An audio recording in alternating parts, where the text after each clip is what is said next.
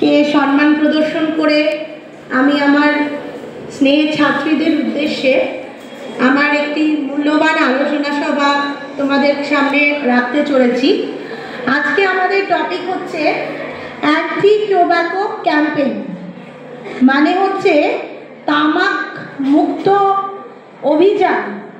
সেটা সম্পর্কে আমাদের একটা অ্যাওয়ারনেস মানে সচেতনতাও থাকতে হবে। তামাক একটি সেবন করার জিনিস। তামাক বা তামাকজাত দ্রব্য আমরা আমাদের দৈনন্দিন জীবনে তামাককে আমরা বিভিন্নভাবে ব্যবহার করতে দেখি।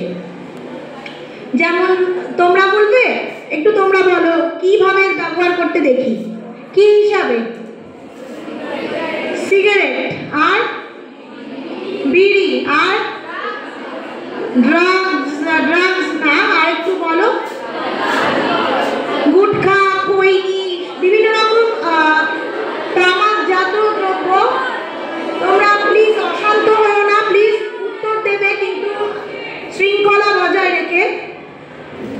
গুটখা, খৈনি, বিড়ি, সিগারেট, সিগার, ঠিক আছে, চুরুট, অনেক সময় অনেক রকম জিনিস আছে।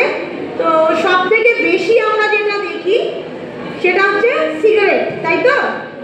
তো এটা আমাদের কিন্তু স্বাস্থ্যের জন্য ক্ষতিকর। তো তামাকটা আসলে কি অদ্ভুত! তামাকটা কিন্তু একটা আমাদের উদ্ভিজ্জ উৎস, উদ্ভিজ্জ একটা উদ্ভিদের শরীর থেকে পাওয়া একটা জিনিস। তামাক আমাদের চলতি ফিরতি এখানেই একটা উদ্ভিদ। আগের হাতেও ম্যাম বলেছেন সাইন্টিফিক নেমটা নিকোসিয়ানা ট্যাবেকাম। আরেকটাও আছে, বিভিন্ন প্রজাতি হয়, সোলানেসি নামক গোত্রের গাছ। তো এর থেকে তামাক পাওয়া যায়। এটা আমাদের সেবন করা হয়, বা যেগুলো চিউইং এজেন্ট আছে, গুটখা, খৈনি, এগুলোতে কি হয়, একটা নেশা তৈরি হয়।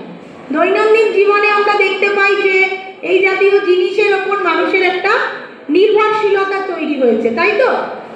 আর সব থেকে বেশি দেখা যায় হচ্ছে বয়স সন্ধিকালে এই নির্ভরশীলতাটা প্রথম যেটা তৈরি হয়। তো পরিসংখ্যান বলছে যে